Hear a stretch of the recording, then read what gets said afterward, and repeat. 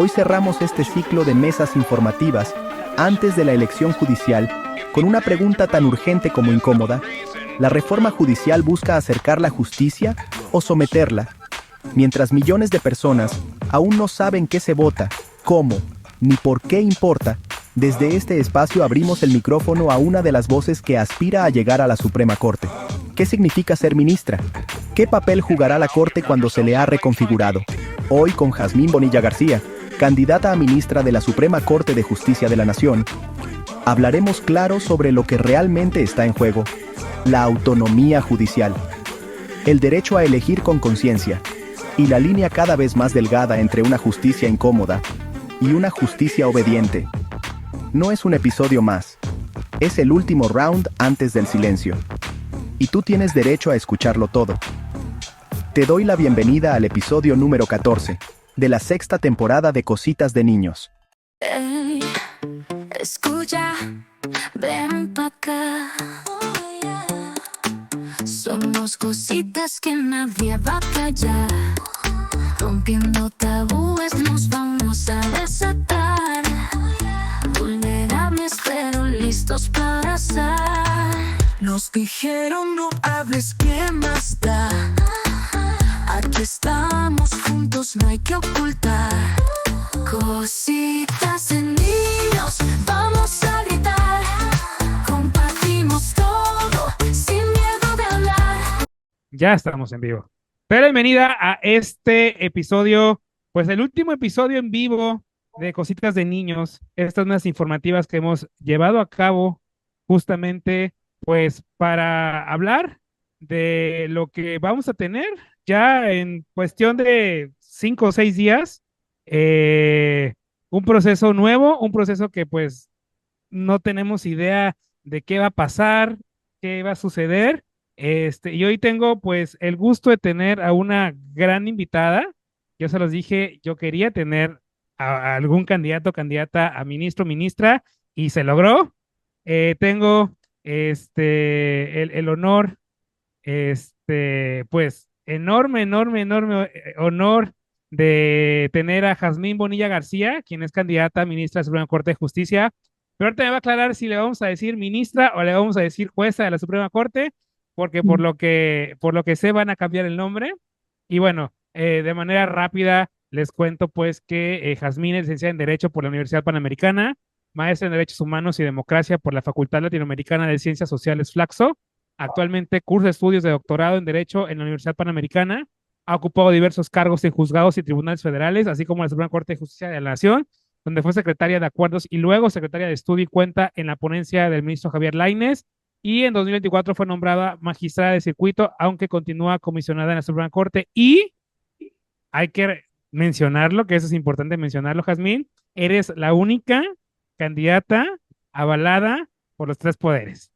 Por favor, Yasmín, explícanos qué pasó ahí, qué privilegios gozas. Pues yo creo que soy muy afortunada, la verdad. A ver, primero que nada, muchísimas gracias por esta invitación, gracias por este espacio, gracias a quienes nos estén sintonizando o a quienes vayan a ver la grabación después. De verdad que últimamente se agradece particularmente el tiempo que nos dan las personas. Digo, siempre he sido muy agradecida con el tiempo, pero particularmente en este contexto electoral en el que yo comienzo a pensar que las personas ya están un poco como abrumadas de tanta información y de tantas candidaturas y, ¿no? y tan cerca de la elección. De verdad, muchísimas gracias por este espacio y porque además me encanta dirigirme a las juventudes. La verdad es que estos 60 días he tratado de llegar lo más que se pueda a las juventudes, porque, bueno, la única cosa que se me olvidó decirte, que igual había que medio mencionar o precisar, es que también soy profesora, ¿no? En las facultades de Derecho, en las especialidades maestrías y en la Escuela Federal de Formación Judicial, para ayudar a más personas a que se conviertan en oficiales judiciales y en personas secretarias del Poder Judicial. ¿Por qué estoy en las tres boletas? La respuesta es muy sencilla, porque me inscribí a los tres comités de evaluación. No aparecí por arte de magia, ahí están los registros de que me inscribí a participar a los tres comités, pues sí convencida de que tengo todas las características de idoneidad exigidas tanto formalmente por la Constitución como de fondo, en cuanto a, por una parte, conocimientos del derecho y por otra parte también, por supuesto, la experiencia profesional. En mi caso, mi experiencia probada de más de 5 años, porque la Constitución te pide 5 años, pero mi experiencia profesional probada es desde la carrera judicial. Tengo 40 años y desde los 19 años ingresé como meritoria al Poder Judicial de la Federación y es el único trabajo en el que me he desempeñado, en juzgados de distrito, en colegiados y en la Suprema Corte de Justicia. Me inscribí a los tres comités. En el caso del Comité del Poder Judicial, para las personas que no están tan familiarizadas con el proceso, si no mal recuerdo, fuimos 24 o 25 mujeres las que nos inscribimos para el Poder Judicial como ministras. Y de esas 25 mujeres en promedio, únicamente 9, digamos que pasamos el primer filtro, que era el de enviar los papeles correctamente, el de acreditar la calificación mínima de 8, pero de 90 en algunas materias de especialización, las cartas de recomendación, todos los requisitos formales, deslindes de responsabilidad, protestas de decir verdad, que no hemos sido sujetas de algún procedimiento de responsabilidad, etcétera. Sin embargo, con motivo de una cosa, porque me gusta tratarlo de hablar como lo más sencillo posible, una cosa que se llama suspensión en un juicio de amparo, que la suspensión, como su nombre lo dice, es suspende o paraliza momentáneamente algunas decisiones. Entonces, con motivo de una suspensión dictada en un juicio de amparo, el Comité del Poder Judicial suspendió actividades. ¿Qué quiere decir esto? Que si no mal recuerdo las fechas, porque no quisiera equivocarme, el Poder Judicial iba, de los 3 comités, esto es importante decirlo, el único comité que además de las entrevistas iba a hacer un examen de conocimientos era el Poder Judicial. Entonces, pues esto a lo mejor explica también por qué hubo menos cantidad de personas inscritas al Poder Judicial. Entonces, si no mal recuerdo las fechas, porque no quisiera incurrir en precisiones, pero puede ser que me esté equivocando, si no mal recuerdo, el 15 de enero empezaban los exámenes en el Poder Judicial, pero el jueves anterior a esa fecha, en la que iban a empezar los exámenes, se suspendió el proceso de evaluación del Poder Judicial. Entonces, por lo que hace el Poder Judicial, el Senado, después de unas resoluciones electorales, remitió directamente la lista de las 9 mujeres candidatas a ministras del Poder Judicial. ¿Por qué fue pase directo? En el caso de las ministras, que es del que voy a hablar en este momento, fue pase directo porque cada comité tenía que mandar 15 candidatas y pues el Poder Judicial solo tenía 9. Entonces se mandaron inmediatamente a la lista. Entonces en este caso eso justifica por qué estoy postulada por el Poder Judicial. En el caso del Poder Ejecutivo y el Poder Legislativo, pues lo mismo, metí mis papeles, acredité el primer filtro, salí en las listas de los 2 poderes del primer filtro, que era igual el cumplimiento formal de requisitos. Ambos poderes me citaron para comparecer a las entrevistas que realizaron cada uno, comparecí a las entrevistas y después de la evaluación de mi perfil, supongo con base nuevamente en la carta exposición de motivos que hice, los requisitos formales, así como mis respuestas en las entrevistas que son de dominio público porque están publicadas en internet, los 2 poderes me incluyeron en la segunda lista que publicaron, que ya es la de idoneidad para el cargo. Y pues de aquí ya ahí sí es donde empieza a jugar el factor de la suerte, porque después de estar en la segunda lista de idoneidad, el siguiente proceso, la siguiente etapa era la insaculación, ¿no? Que fue como las tómbolas, y entonces pues salí sorteada por las 2 tómbolas, tanto del legislativo como del ejecutivo, y por eso me ven en boleta postulada por los 3 poderes. Pues la verdad, creo que es algo de orgullo, pues, que hayas estado respaldada por los 3 poderes. Creo que habla muy bien de ti. Como dices tú, también la parte de las tómbolas, pues, es que tenías que estar respaldada por los 3 poderes. Sí, Pero, finalmente para estar en la tómbola tendrías que haber llegado a la lista de idoneidad. sí, claro, claro, claro. Pero sí es importante decir que hay otras candidatas que también estuvieron en más listas de idoneidad y que a lo mejor solo aparecen con un cuadrito porque la suerte no les favoreció. Pero tú estás en los 3, es lo que importa. Y vámonos rápido, Jazmín, de inicio. ¿Qué funciones desempeña una ministra, un ministro de la Suprema Corte de Justicia? En este caso, bueno, ahora jueces de la Suprema Corte. ¿Será diferente del rol actual? O sea, después de esta reforma va a ser diferente el rol. ¿Cuál es la relevancia de la Corte para quienes no saben? ¿Cuáles son sus funciones esenciales? Y si habrá algún cambio o seguirá en esencia igual después de esta reforma. A ver, voy a tratar de explicar todas las preguntas en una respuesta que no sea tan jurídicamente complicada, porque justamente una de las acciones que yo creo que se deben, estoy convencida que se deben proponer en el Poder Judicial es justamente hablar en español y no en abogado, ¿no? Que nos especializamos en ser altamente técnicos. Entonces, muy rápidamente, ahí les va. ¿Qué es la Suprema Corte de Justicia de la Nación? Es el máximo tribunal del país. ¿Qué tipo de asuntos resuelve la Suprema Corte de Justicia de la Nación? Porque la gente pregunta, ¿la Suprema Corte condena por primera vez a un delincuente a prisión o una persona inocente la tiene ilegalmente en prisión? No. En el sistema de justicia en México hay dos funciones esenciales. La primera, procuración de justicia. La segunda, impartición de justicia. Procuración de justicia corresponde a fiscalías y ministerios públicos. Ellos son los que investigan los delitos y los que deciden si una persona probablemente puede haber sido quien cometió un delito. Si decide que sí, le manda el asunto a un juez. Que un juez no es la Suprema Corte. Hay jueces locales y jueces federales. Aquí es donde se empieza a complicar. En México hay 32 estados, bueno, la Ciudad de México, pero 32 estados. Cada uno de estos estados tiene su propio poder judicial. Y además hay un poder judicial para todo el país. Entonces, 32 poderes judiciales locales y un poder judicial federal. ¿Qué ven los poderes judiciales locales? Muy fácil. Todo lo que tiene que ver con conflictos directamente de justicia cotidiana de la ciudadanía. Si te quieren sacar de tu departamento, si no te quieren dar pensión alimenticia, si te quieres divorciar, si alguien cometió un delito local como robo de casa habitación, todo eso lo ve la justicia local. Si alguien fallece intestado, juicio sucesorio, justicia local. Eso es lo que ve la justicia local. Entonces, ¿qué ve el Poder Judicial Federal? ¿No? Aquí es donde viene la explicación. Poder Judicial también tiene jueces, también tiene magistrados y tiene unos que no existen en todo el país, más que en el Poder Judicial Federal, que se llaman ministros. Poder Judicial Federal ve, en principio, un juicio que se llama juicio de amparo. ¿Qué es el juicio de amparo? Piensen en el juicio de amparo como un escudo protector contra los actos de cualquier autoridad del país, desde la Presidencia de la República hasta el policía de tránsito, la enfermera de un hospital público, un profesor de una escuela pública, las autoridades del agua, el ISSSTE, el IMSS. Piensan en cualquier autoridad del país, de la más grande a la que ustedes crean que es la más chiquita, que no existe tal cosa. El juicio de amparo nace para proteger a cualquier persona de los actos de las autoridades. ¿Cuáles actos? Los que violan derechos humanos. Entonces, la autoridad del agua tiene obligación de darte agua. No cumple, juicio de amparo. El IMSS y el ISSSTE tienen obligación de darte medicinas. Ese es derecho a la salud. No cumple, juicio de amparo. El Poder Legislativo tiene obligación de emitir leyes que no sean contrarias a la Constitución, leyes que sean justas. No cumple, juicio de amparo. Para eso sirve el juicio de amparo, ¿ok? Entonces, ese es un tipo de juicio.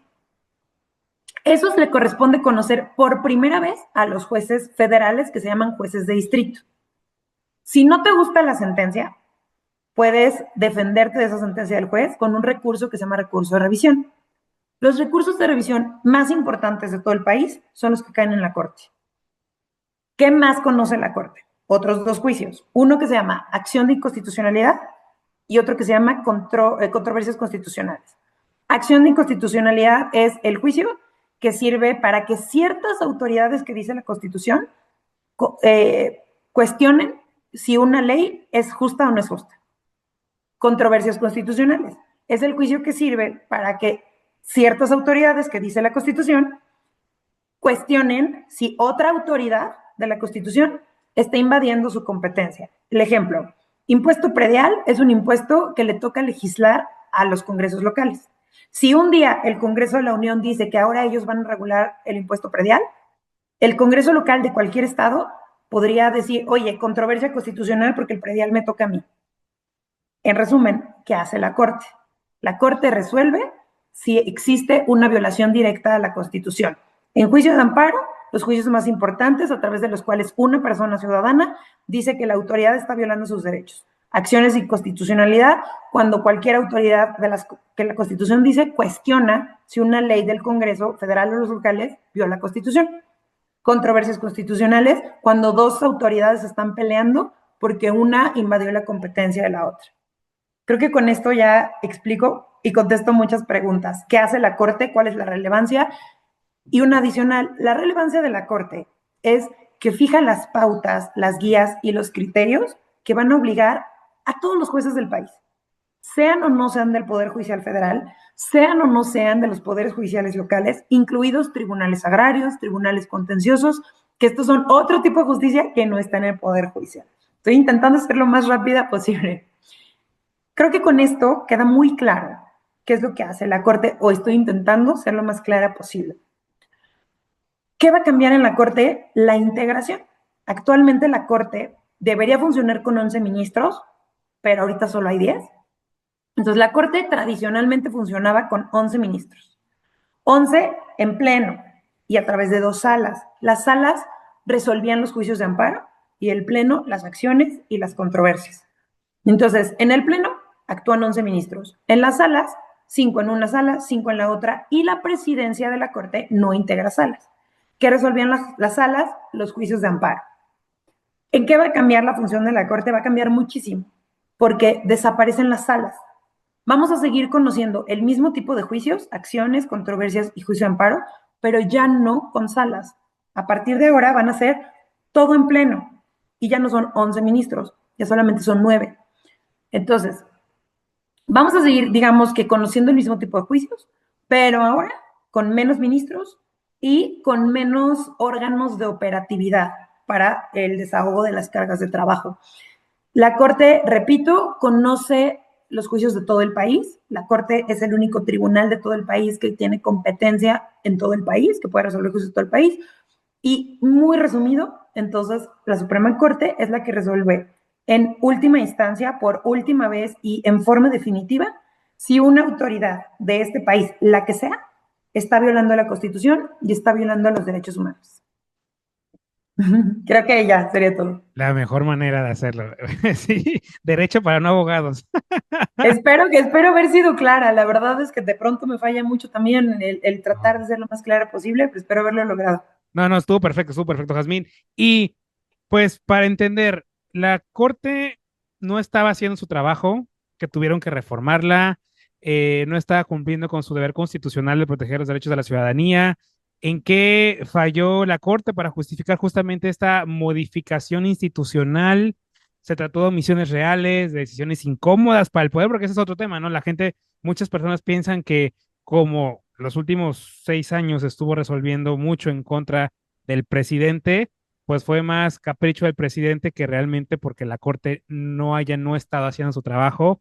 La Corte estaba alejada de la gente, pues de poder político, el que no soporta tener contrapesos. ¿Qué pasó ahí, Jazmín? Mira, en este caso voy a tener, o sea, no quisiera responder directamente la pregunta, no por falta de valentía, sino porque no me gusta especular. Y hay muchas razones por las cuales podríamos especular a que obedecieron que conocieron esta reforma. Las únicas personas que te pueden contestar con objetividad, con verdad y con honestidad a qué se debió esta reforma son las personas que la impulsaron. En lo que sí quiero contestar y quiero ser muy objetiva y profundamente ética, porque me consideraría muy poco ética si te digo que no ha habido avance en derechos, porque es falso, porque la Corte ha avanzado muchísimo en reconocimiento de derechos y libertades, pero también sería profundamente falta de ética si te digo que lo hemos hecho todo bien. Entonces, me gustaría enfocarme en primero, en qué hicimos bien, qué se hizo, y digo hicimos porque yo formo parte del Poder Judicial de la Federación. Gracias a la Corte y gracias a numerosos juicios de amparo, hubo, por ejemplo, vacunas del COVID. Cuando el gobierno no quería comprar vacunas, fue una sentencia de un juicio de amparo la que obligó al gobierno a comprar las vacunas. Ya si las personas se querían vacunar o no, ya dependía del arbitrio de las personas, pero era necesario darles el derecho a decidir si querían o no vacunarse. Gracias a una sentencia de la Suprema Corte de Justicia de la Nación, hoy en día el régimen obligatorio para seguridad social de las trabajadoras del hogar existe. Eso se debe a una sentencia de la Suprema Corte. Gracias a una sentencia de la Suprema Corte se instó al Poder Ejecutivo Federal, a la Presidencia de la República, a que cumpliera la obligación que le puso a la Constitución de traducir la reforma en materia constitucional de derechos indígenas a todas las lenguas originarias del país, porque no lo habían hecho. Entonces, múltiples muchas sentencias que han ordenado a dar medicamentos aunque no sean del cuadro básico, muchas sentencias que han ordenado proteger los derechos de las infancias, a la no discriminación, particularmente personas con discapacidad.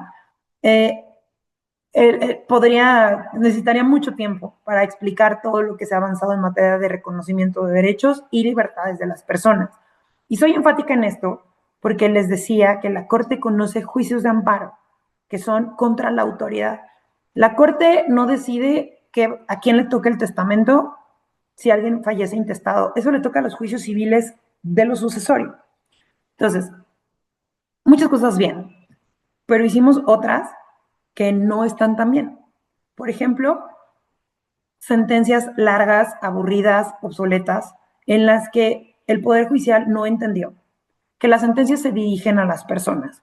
A pesar de que a partir del 2011 y la reforma en derechos humanos hubo muchos juzgados que empezaron a entender esta necesidad de las sentencias, son muchos años en los que no se entendió. Te voy a decir cómo lo entiendo yo. Tú y yo fuimos a la primaria y en la primaria nos enseñaron que todo acto, clase de español, todo acto de comunicación tiene 3 elementos: hablante, oyente y mensaje. La sentencia de amparo es un acto de comunicación, cualquier sentencia en realidad en nuestro país, donde el hablante se llama, en términos generales, juez o jueza, no importa si es magistrado o ministro, juez o jueza. El oyente es la persona que recibe el mensaje, que se llama sentencia. Yo te pregunto, ¿quién es el oyente? El abogado o la abogada que representa al niño que fue expulsado de la escuela de natación pública por tener un diagnóstico de síndrome de Down, o el abogado que lo representa. El destinatario de la sentencia es el niño que fue sujeto de discriminación, no el abogado que lo representa. ¿Quién tiene que entender la sentencia? El niño, no su abogado. Qué bueno que tiene un abogado, pero ¿y si no lo tuviera? Entonces, en eso fallamos. Sentencias largas, técnicas, que no se entienden. Ahora, el juicio de amparo es un juicio muy técnico. Y entonces, ¿cómo, digamos, negociar entre el tecnicismo del amparo y la redacción de las sentencias? Necesita muchas habilidades argumentativas. En la segunda sala, donde yo estoy actualmente desempeñando mi comisión, hicimos un acuerdo, que es una normativa interna, que obligaba a que además del formato técnico que hacemos, que además tiene que ser más sencillo, evidentemente, hagamos un formato adicional que permita la accesibilidad en la redacción para infancias, para personas con discapacidad. Entonces, faltó mucho sensibilidad en cómo hacer llegar nuestras sentencias a las personas. Y faltó mucho también informar, ¿no? Esto que yo te dije ahorita en 8 minutos de qué hace el Poder Judicial, qué hace la Corte, qué hace un ministro, qué hace un juez, qué hace un magistrado, las personas no están familiarizadas con nuestra función. Faltó mucho informar qué hacemos e informarlo de manera sencilla, con ejemplos cotidianos. Y me parece que sigue fallando, porque todavía hay muchas personas que piensan que el Poder Judicial no tiene que explicar lo que hacemos. Y a lo mejor un juez, un magistrado, un ministro directamente no, pero por eso hay, y eso ya habrá que ver dependiendo cómo lo vea cada quien. Pero para eso hay una unidad de comunicación social que se dedica específicamente a difundir lo que hacemos con la ciudadanía. Entonces, esa es una de las grandes fallas, por ejemplo. Y otra es que se construyó esta imagen como de héroes intocables, en el que es imposible hablar con un ministro, es imposible hablar con un magistrado, personas muy ajenas a la ciudadanía. Y pues si somos quienes defendemos los derechos humanos, no podemos permitir que la ciudadanía piense que somos lejanos cuando nuestra función es acercarle sus derechos. Totalmente de acuerdo. Sí, sí, sí, sí. Y entiendo, o sea, entiendo por dónde vas y entiendo realmente lo que estás diciendo.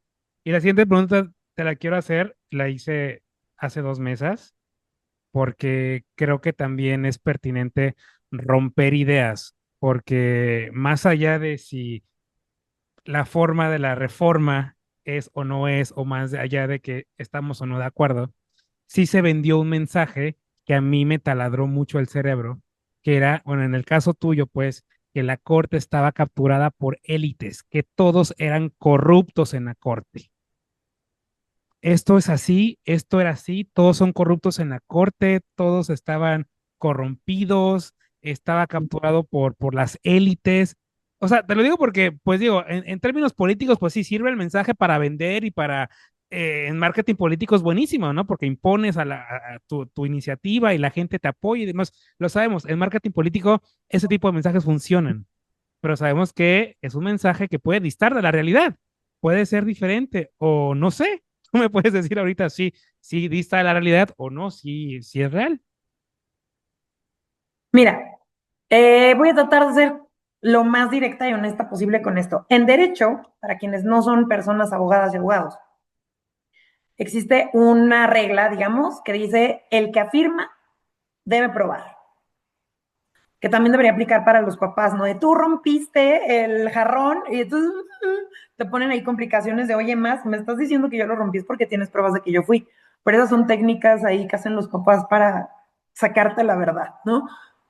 En el derecho existe este principio, el que afirma debe probar y eso es aplicable en todos los juicios. Si tú me preguntas a mí qué es lo que pienso en torno a la corrupción, toda institución pública, tan grande como es el Poder Judicial de la Federación, como los poderes judiciales locales, como las secretarías de Estado, como las fiscalías, como el Ejecutivo Federal, el Legislativo Federal, tienen corrupción. Desde el policía que te detiene y te pide mordida, o tú como ciudadano le ofreces que con tal de que te deje ir o no te quite la placa o no te ponga la multa, le ofreces mordida, cosa que está perfectamente mal. El tema es que hay que probarlo. Para poder erradicar la corrupción de una institución, se necesita primero probarla, segundo, detectar en dónde está. Porque prácticas de corrupción hay numerosas, desde el, oiga, Milik, le agradezco mucho su propina para sacarle sus copias, que eso está perfectamente mal, porque las copias son gratuitas, la certificación de las copias también, hasta el juez que cobra dinero por dejar preso a alguien injustificadamente o por liberarlo. Todo eso es corrupción, pero se tiene que probar. Entonces, hasta el momento, no ha habido, que yo sepa, algún procedimiento probatorio de los últimos años. ¿Qué sí hacía el Poder Judicial? Esto es bien importante decirlo. Sí hay controles para la corrupción que deben mejorarse. Definitivamente se tienen que mejorar y urge que el Poder Judicial de la Federación haga una auditoría particularmente externa para que sea un agente externo el que detecte las prácticas de nepotismo, de corrupción, de acoso laboral, de acoso sexual, para erradicarlas por completo. ¿Ok? Entonces, ¿qué es lo que pasa? Si tú no sabes por dónde empezar, ¿cómo arreglas? Pero ¿qué sí teníamos y qué sí seguimos teniendo en el Poder Judicial? Una Contraloría y una unidad de responsabilidades, tanto en los jueces y en los magistrados como en la Corte, a través del cual se investigan todas las conductas que violan la ley de responsabilidades de los servidores públicos, que son las obligaciones que tenemos a nuestro cargo. Y hay procedimientos de inspección y de vigilancia para vigilar que estemos haciendo nuestro trabajo. Esos controles sí existen. Eso es por una parte. Porque, y aquí me voy a regresar a la parte de en qué hemos fallado. Hay muchas cosas y muchas actividades en las que el Poder Judicial ha sido muy opaco. Por ejemplo, voy a hablar de la Corte en particular, que es el cargo al que yo estoy aspirando. Para que un asunto llegue a manos de un ministro, tiene que pasar algo que se llama turno del expediente. Entonces, tú llegas con tu demanda, la dejas y eso le va a tocar a alguien. Tú deberías poder saber desde que dejas tu demanda a qué ministro le va a tocar. Eso pasa en los juzgados y en los tribunales. Tú te vas a un juzgado a un tribunal y sí sabes a qué tribunal o qué juzgado le va a tocar. En la Corte no, porque no está regulado el turno. ¿Qué pasa si no está regulado el turno? Se presta a la opacidad, porque no sé a quién le tocó. Casualmente le tocan todos estos asuntos tributarios a alguien, casualmente les tocan todos los de medio ambiente a otro ministro, me quieren perjudicar, todos los de Guardia Nacional le tocan a este ministro, porque no hay transparencia. Y no, yo no he estado directamente en el lugar donde llegan las demandas, pero sí te puedo decir que incluso al interior de la Corte Civil, ¿por qué no sabemos a quién le toca? Si tú no transparentas esos procesos desde el inicio, se queda lugar a dudas y entonces se presta a que haya especulación, que es justamente lo que te mencionaba hace ratito, que a mí no me gusta especular, porque la especulación no está aprobada. Y una denuncia tan fuerte como es de corrupción, como es de acoso laboral, como es de prácticas de nepotismo, necesita estar probada. Entonces, a mí me parece que esta es una de las partes que está, que es en lo que la Corte falló, porque al no dar transparencia en muchos procesos, se prestó a que se cuestionara si de verdad eran objetivos, sin corrupción y sin el típico dedazo, ¿no? Entonces, me parece que eso es lo que falló, que es nuevamente falta de comunicación respecto de los procesos al interior de la Corte. Sí, qué bueno, y lo que digo es qué bueno que lo explicas, porque voy al punto, o sea, el mensaje vende y vende muchísimo. Y hace rato me eché un round con una persona en redes sociales porque sigue montado en lo mismo, ¿no? Yo digo, a ver, ponte a leer, investiga, ve todo lo que ha hecho la Corte de Cristo Jesús, o sea, no te vayas con ese mensaje porque no necesariamente es verdad y lo tenemos que entender, o sea, lamentablemente siempre el mensaje es el que te va a vender y no importa cuántos te lleves entre los pies, si tu objetivo es vender algo, vas a poner un mensaje aunque destruyas a los que destruyas. Y qué bueno que vienes a explicarnos eso, porque creo que nos va a abrir un poco la mente a decir, ok, no necesariamente todos son corruptos, todos son lo peor, no, para nada, o sea, no. Y vamos rapidísimo a las críticas a la reforma, Jazmín. Y bueno, de inicio, pues estos días hemos visto que están repartiendo ya, pues, cierto por ahí partido político o grupos relacionados con cierto partido político, pues ya están repartiendo, pues, sus papelitos de cómo hay que votar. Ya hasta nos dieron a los 9 candidatos a ministros para que votemos por ellos, entre ellos Lenia Batres, entre ellos todos los demás, Yasmín Esquivel, Loreto Ortiz, curiosamente cercanas a este partido. Y pues, o sea, está en todos los medios, o sea, no me lo estoy inventando yo, está en todos los medios de comunicación, este papelito que ya están repartiendo con personajes cercanos. Y esa es una de las preocupaciones, Jazmín. La gente dice que pues esta elección judicial es básicamente entregarle la corte al poder ejecutivo, al poder legislativo, que no va a haber ya un contrapeso, que esta reforma, al contrario de fortalecer, la va a convertir en un brazo del poder, que más que modernizarla o hacerlo una reingeniería institucional, pues realmente la está doblegando por todo lo que te he dicho anteriormente, ¿no? En venganza contra la Corte y contra los fallos de la Corte que en algún momento incomodaron al señor presidente. Pero desde tu perspectiva, esta reforma busca renovar realmente a la Corte, busca neutralizarla, una depuración, una jugada para silenciar la disidencia jurídica. Te lo digo porque, pues, creo que estás encontrando las palabras perfectas para explicar todas estas preocupaciones y esta es una preocupación real y reitero, lo que estoy diciendo no me lo estoy inventando, pueden poner bueno, pongan la cuenta de Mónica Garza, que Mónica Garza ayer publicó todo el acordeón, ahí está el acordeón que puso Mónica Garza, que ya lo sacó también Grupo Imagen con Ciro Gómez Leiva, y pues sí, la gente está preocupada porque dice, oye, pues si este partido tiene toda la maquinaria para movilizar gente, pues va a tener la posibilidad de meter a todos sus candidatos. ¿Qué está pasando aquí, Jazmín? ¿Hacia dónde vamos? ¿Tenemos que tener miedo? ¿Qué viene, Jazmín? A ver, igual, aquí voy a tratar de ser clara, objetiva y contundente en la medida que el tiempo me lo permita. La reforma, que ya no es reforma, que ya es norma vigente, en mi opinión, lo que trató de hacer es responder a un muy viejo debate que existe entre abogadas y abogados de cómo se legitima o cómo se le da, digamos, valor o autoridad al Poder Judicial de la Federación. Si su legitimación viene del voto popular, o sea, que cómo puedes decir que está legitimado democráticamente si la gente no elige a quienes son jueces, magistrados y ministros. Y muchos años se dijo que la legitimación del Poder Judicial venía de sus resoluciones, de que las sentencias estuvieran independientes, sustentadas, con valor jurídico, con ética judicial, con todas estas características que sabemos que son independencia, objetividad, imparcialidad, autonomía, justicia y prudencia. Ese era un viejo debate. Durante mucho tiempo México tuvo un sistema mixto. ¿Por qué mixto? Porque por una parte los ministros de la Corte eran decididos y se justificaba a través de una democracia indirecta. ¿Por qué? Porque él o la presidencia de la República, que eran elegidos por voto, enviaban una terna. Y de esos tres elegía a alguien el Senado, que el Senado también es elegido por voto popular. Entonces se entendía que los representantes o las representantes del electorado eran quienes decidían quién eran ministros en ejercicio de esta confianza que la ciudadanía depositó en ellos en las urnas. Pero los jueces y los magistrados no eran así, y esto es importante decirlo porque parece que hay confusión.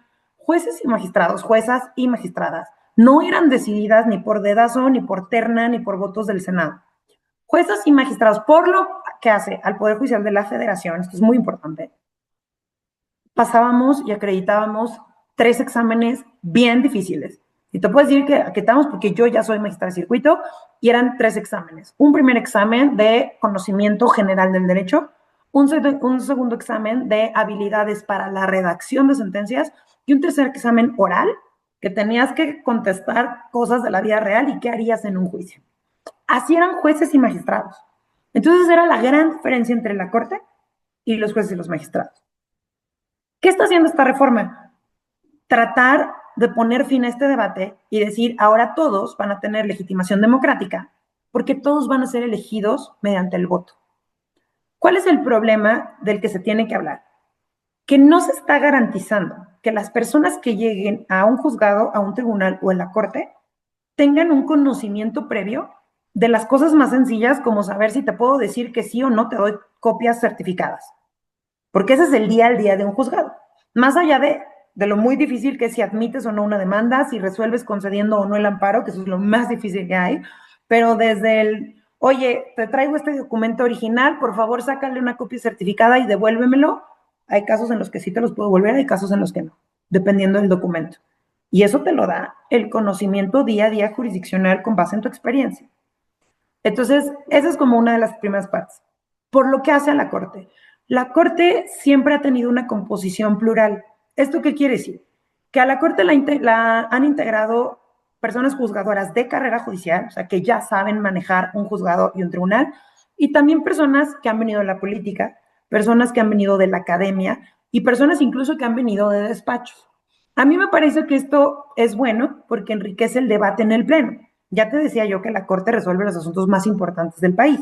Entonces, es importante que la Corte tenga una visión plural desde varios puntos de vista del derecho, porque a lo mejor los jueces de carrera pues no saben qué te dice COFEPRIS cuando vas y dejas una solicitud, pero la persona que se dedica a eso está bueno que te diga cómo es este trámite, para saber si tu criterio que te decía que va a guiar a todos los jueces va a ser útil en la vida real o si va a ser impráctico y va a hacer que la justicia sea más lenta todavía. Entonces, eso es lo que esta reforma intentó solucionar desde mi punto de vista. El legitimar cómo llegamos al lugar. Pero no está tocando lo más importante, que es el legítimo reclamo de la ciudadanía de que la justicia es técnica, la justicia es cara, la justicia es lejana y la justicia no se entiende.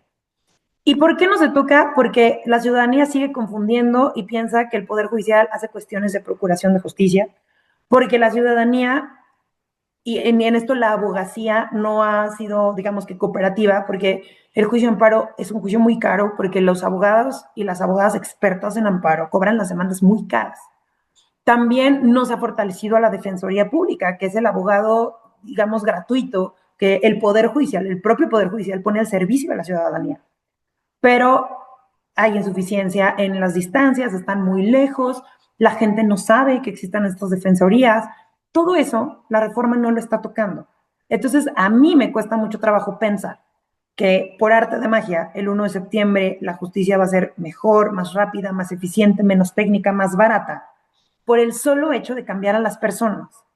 Por el contrario, el quitar a todas las personas que tienen años de experiencia impartiendo justicia es riesgoso para que la justicia de hecho sea más lenta y pues hasta más técnica puede ser. Sí, no, y reitero, presuntamente, yo regreso a mi escándalo de esto. Aquí está, aquí se los dejo, no fue invento mío, aquí lo tengo. Ahí están los nombres de por quien tendremos que votar según para ministros, ministras y presuntamente distribuidos por este partido político. Entonces, pues ha sido la discusión todos estos días, que reitero, ¿no? O sea, ya no va a haber independencia judicial. O sea, yo confío en ti, Jazmín, de verdad yo confío en ti, de verdad le pido a la vida que tú sí ganes y que tú sí quedes, eh, porque eres una mujer sabia, una mujer inteligente, una mujer con experiencia judicial y demás, pero veo estos artilugios, reitero, no fue invento mío, aquí está, lo pueden ver, y digo, Cristo Señor, o sea, de verdad, vamos a meter a cualquier persona, alguien que ni siquiera sabía cuántos artículos tenía la Constitución, entonces, no voy a decir nombres, ustedes sabrán quién, si no, googleen por ahí, es como, no, o sea, no, o sea, pensar que tú puedes llegar, me calma, pero ver esto me inquieta mucho, Jazmín, de verdad, a mí personalmente me inquieta demasiado. Pero bueno, dado que tenemos poco tiempo, ya no me voy a centrar en esta preocupación y me gustaría saber, Jazmín, cómo votar este 1 de junio, dónde conocer a los candidatos y candidatas a ministros, ministras, y tú cómo sugieres que yo ciudadano, porque tú sabes que es una labor titánica esta elección judicial, o sea, es una labor titánica. ¿Cómo tú sugieres que revisemos los perfiles, que decidamos, que veamos pues antecedentes de los candidatos, las candidatas? ¿Qué sugieres? ¿A dónde recurrir? ¿Hay páginas? ¿Qué hacemos, Jazmín? Ponte en el papel de un ciudadano que va a ir el próximo 1 de junio, no tiene la más remota idea qué va a hacer. ¿Tú qué le recomendarías? Pues mira, por términos de reglas electorales y porque además mi propia ética me exige ser lo más objetiva posible, voy a intentar decir lo que yo creo que sí puedo decir y que no siento además que ninguna candidata o candidato se pueda sentir vulnerado por lo que estoy diciendo. A ver, el INE, primero, como, ¿qué haría yo? ¿No? Entonces, el INE en su página de internet tiene una parte, un rubro en el que dice conoce, ubica y practica, o algo así. Entonces, en la parte de conoce está un listado de todas las personas candidatos del Poder Judicial. Esto es, o sea, si yo te digo métete ahí, te estoy diciendo nada porque somos muchísimos candidatos para todo el país. Entonces, hay una parte que se llama simulador. En el simulador, tú puedes poner en qué estado de la República vas a votar y tu credencial de elector tiene un número que dice sección. En ese simulador tú pones la sección. En cuanto tú pones eso, te arroja las boletas electorales de la sección en la que tú vas a votar. ¿En qué ayuda esto? Pues sí ayuda un poquito. Ahí te lo por qué. Porque hay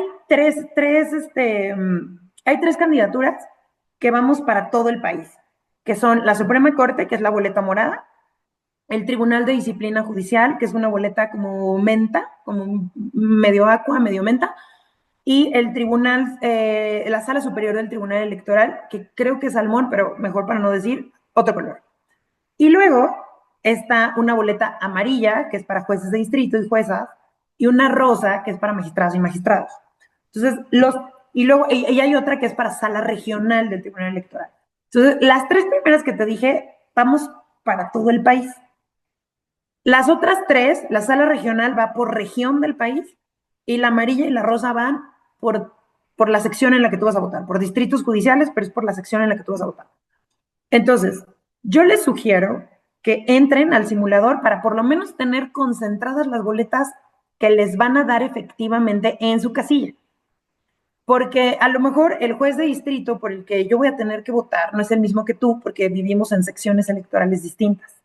Entonces, eso es lo primero que les puedo sugerir. Ahora, en cuanto a cómo decidir y cómo no decidir, ahí me parece que lo objetivo y lo ético es no emitir yo una opinión. Lo que sí puedo sugerir es agoten en la medida de sus posibilidades la información que está en el INE a partir de los perfiles que cada candidata y cada candidato tuvimos que proporcionar al INE, porque está en la página de Conóceles toda nuestra información. De ahí, váyanse a las redes sociales del candidato que, pues, por lo menos por lo que ustedes lean, por el currículum, por la experiencia, vean que está su perfil en redes sociales para ver qué está diciendo, cuál es su proyección, cuáles son las ideas que tiene. Y mi opinión personal es, busquen perfiles que garanticen, en su opinión, o que ustedes consideren, que pueden dar un respaldo con neutralidad política y una carga ideológica que no tiende ni a un lado ni al otro. ¿Por qué? Porque un juez no puede pertenecer a un partido político y no debe pertenecer a un partido político. Tenemos que tener neutralidad política y esto es importante, te voy a decir por qué. Todavía ayer fui a volantear, el último volanteo antes de la veda electoral, y muchas personas me preguntaban, ¿pero por qué si eres candidata no estás afiliada a ningún partido político. Entonces, todavía las personas asocian mucho un candidato a un partido. En el caso del Poder Judicial es importantísimo que no pertenezcamos a ninguno, ni centro, izquierda, ni derecha, ni de ningún color, porque nuestra obligación es decidir con base en la Constitución. Y esto implica poderle decir que no a quien sea medio de comunicación, sea un grupo empresarial, sea un partido político, sea alguien del poder público. La imparcialidad implica que tengas elementos para poder decir que no. Y esto puede representar para la ciudadanía, dependiendo la ideología de cada quien, lo que sea que represente para ellos, ¿no? Entonces, a lo mejor hay personas que están buscando ciertos perfiles en específico. Bueno, tratan de ver que la persona que ustedes estén buscando tenga ese perfil. Pero sí mi sugerencia es que vean que esa persona va a juzgar con objetividad e imparcialidad y completa independencia, por lo que yo les decía hace rato. El juicio de amparo se trata de decirle a una autoridad, la que sea de este país, que se ponga a trabajar y hacer lo que su trabajo le implica. Por eso es importante. Y para conocerte, Jazmín, ¿quién eres? ¿Qué has hecho? ¿Por qué decidiste postularte? ¿Y por qué yo debería votar por ti? Bueno, pues después de toda esta plática, tengo una licenciatura en Derecho en la Universidad Panamericana. Mi doctorado ya lo terminé, pero estoy terminando mi tesis doctoral. Una maestría en Derechos Humanos. Estudios en Nueva York, en la Universidad de Fordham, estudio en materia de Derecho norteamericano, estudios de tribunales constitucionales en una universidad de Barcelona y muchos cursos de actualización en materia de lenguaje inclusivo, en materia de accesibilidad digital para hacer formatos accesibles a las personas con discapacidad, en materia de accesibilidad en lenguaje, para lenguaje ciudadano y para personas con discapacidad, adecuando, los formatos y el tipo de palabras que tenemos que utilizar para las infancias, para las personas con discapacidad intelectual. Entonces, muchos cursos, incluso de actualización en materia de reformas constitucionales. Es importante que diga que la mayoría de mis estudios fueron becada, porque mucha gente dice, ay, pero es que ¿de dónde has sacado dinero para...? Muchos de mis estudios, desde la licenciatura, el doctorado, la maestría, muchos fueron becada, y pues sí me gusta compartirlo porque se sabe lo que se necesita para ser acreedora de una beca, no solo en México, sino en el mundo. Eso es por la parte académico-jurídica. También tengo experiencia dando clases, lo que creo que se nota un poquito a lo largo de esta conversación de cómo trato de explicar las cosas. También soy profesora de las facultades de Derecho y de la Escuela Federal de Formación Judicial, que es la escuela que capacita a las personas que quieren ingresar al Poder Judicial de la Federación. Y en cuanto a mi experiencia profesional, pues hace rato les decía, tengo 40 años y a los 19 años entré al Poder Judicial de la Federación. Entré como meritoria, que como su nombre lo dice, es la persona que hace méritos para tener una plaza. Entonces me conozco desde la silla que te tortura la espalda y la aguja que te pica las piernas, porque para las personas que no sepan, en el Poder Judicial somos bien modernos, y entonces en lugar de armar los expedientes con carpetas, los cosemos, ¿no? Entonces una aguja se puede convertir en tu peor enemigo cuando eres meritorio o oficial judicial. En 2005 entré oficialmente al Poder Judicial con un nombramiento oficial, y desde entonces he ocupado la mayoría de las categorías de carrera. Secretaria de juzgado en un juzgado mixto, que es el que conoce de todas las materias. Secretaria de juzgado en un juzgado auxiliar, que es el que apoya en el dictado de las sentencias a los juzgados más rezagados o más atrasados. Secretaria de tribunal en un colegiado en materia administrativa, que la materia administrativa es bien grande. Y en la Corte he sido secretaria de estudio y cuenta adjunta, secretaria de estudio y cuenta titular y secretaria de acuerdos de la segunda sala. En 2023 hice el examen para convertirme en magistrada de circuito, el cual sí estoy muy orgullosa de decir que fui el mejor examen del concurso en el que yo participé, la mejor calificación a nivel nacional. Y actualmente estoy comisionada otra vez como secretaria de acuerdos de la segunda sala. ¿Por qué es importante para mí hablarles esto? Porque por una parte es un poco la manera de demostrarles o de informarles, mejor dicho, que tengo no solo la preparación académica y jurídica, sino también la preparación profesional de lo que hace el Poder Judicial. Pero particularmente en la Suprema Corte, y por eso también estoy postulada a este cargo, es los dos cargos esenciales que he desempeñado como secretaria de estudio y cuenta y como secretaria de acuerdos, me han permitido conocer la Corte como muy pocas personas la conocen. Por una parte, como secretaria estoy cuenta encargada de la elaboración de sentencias, pero como secretaria de acuerdos he tenido la oportunidad de conocer dónde están los obstáculos, dónde están los trámites, dónde están las cosas en las que somos opacos, como lo que te pude decir del acuerdo de turno, todas estas cosas que las personas no saben, dónde se traban los procesos, dónde las tecnologías de la información que tenemos para el firmado electrónico de los expedientes se traban. Muy poca gente sabe que, por ejemplo, en pandemia me tardaba en firmar una sentencia 2 minutos y medio. Multiplica eso por 60 sentencias que yo firmaba al día. Es una cantidad absurda de tiempo lo que se tarda el sistema. Y mientras estaba el sistema firmando, yo no podía trabajar en otra cosa porque el propio sistema me cerraba el procesador de textos. Entonces, esto me ha permitido eficientar procesos en las áreas en las que he estado y conocer dónde están las trabas. Y sobre todo, tengo una visión crítica, con conocimiento de causa, del Poder Judicial. Crítica hacia lo positivo, las cosas buenas que hemos hecho, pero críticas también hacia las áreas de oportunidad. Lo que nos ha faltado hacer, soy objetiva y lo más contundente posible en todas las cosas que están pendientes por hacer y que se tienen que eficientar y que no necesariamente están garantizadas por la reforma, porque las leyes procesales que rigen nuestros juicios no han sido cambiadas. Entonces, es parte de mi trayectoria, parte de quién soy y pues se me está acabando el tiempo. Sí, no, ya lo sé. Lástima que tenemos poco tiempo. ¿Y qué mensaje tienes para las personas que no creen en esta elección, que consideran anular su voto o están llamando a otras personas a no ir o anular su voto? ¿Qué les puedes decir tú? Pues mira, la verdad es que entiendo por qué las personas no quieren salir a votar y entiendo lo muy difícil que es volver a creer en la justicia. Entiendo lo muy difícil que es creer que esta reforma va a modificar el sistema de impartición de justicia de una manera abrupta, contundente y casi, casi mágica, ¿no? Eso lo entiendo. Y entiendo entonces de dónde viene esta necesidad de querer no salir a votar. Y por lo que comentabas de los acordeones y ver todas estas cosas que claramente le hacen que las personas se cuestionen si merece la pena salir a votar.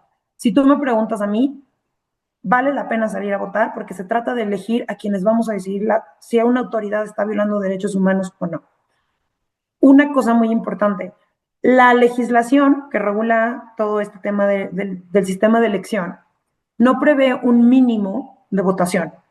De manera que si solamente salimos a votar las personas candidatas y solamente nos quedamos con un voto, la elección es válida, ¿no? Nosotros y nuestras mamás, que son las que seguramente sí salen a votar por nosotros, la elección va a ser válida con 1 o con 50 millones de votos. No importa cuántos votos haya, la elección va a ser válida, porque no hay un porcentaje mínimo de participación. Esto es bien importante. Y se trata de elegir a quienes decidimos los derechos humanos. Y por eso es importante participar.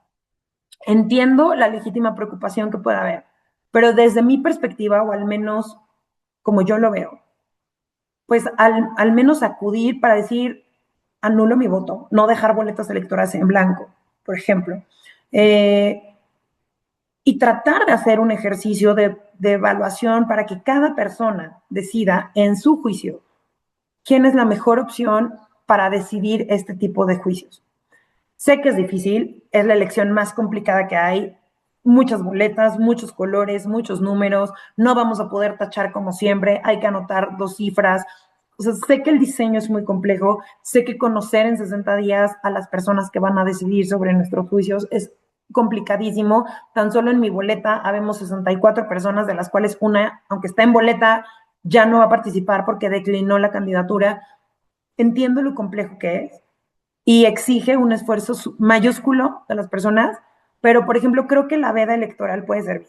Cuando ya se haya callado toda esta cantidad de información abrumadora de candidatas y candidatos creyéndonos creadores de contenido en redes, las personas van a tener 3 días, que yo sé que son bien poquitos, pero 3 días de no información abrumadora nueva para tratar de averiguar quiénes son la mejor opción desde su punto de vista. Estimo que es importante participar. Entiendo también a quienes no quieren participar, porque el silencio también es una herramienta muy potente y el silencio también debe ser escuchado. Jazmín, yo te quiero comprometer a que regreses después de la elección ya con menos controles, con menos reglas, ya para hablar de cómo nos fue y qué nos espera. Para mí ha sido un privilegio, ha sido un honor platicar contigo, conocerte. He visto todas tus entrevistas, ¿no? Y desde entonces, pues estaba yo bien emocionado de que estuvieras aquí con nosotros, conocerte. Supiste cómo bajar cada una de las pelotas que te lanzaba yo, y eso no cualquiera. Y de verdad, Jazmín, quiero agradecerte mucho. Este episodio se estrena el miércoles, ya en todas las plataformas. Ahorita se queda aquí en YouTube, y a partir del miércoles va a estar en todas las plataformas por si te lo perdiste o quieres escucharlo más. A partir del miércoles está en todas las plataformas, y esto es Cositas de Niños. Gracias por acompañarnos en este episodio. Lo que se vota este 1 de junio no es solo un nombre. Es si queremos una justicia libre o una que diga sí por decreto. Es si aceptamos vivir bajo una corte que respete la ley o bajo una que repita consignas. Por eso, hoy más que nunca, votar es un acto de conciencia. Y anular tu voto no es protesta, es renuncia. Sal, participa, exige, porque lo que está en juego no es una reforma, es el futuro de la justicia en México. Nos vemos en el siguiente episodio.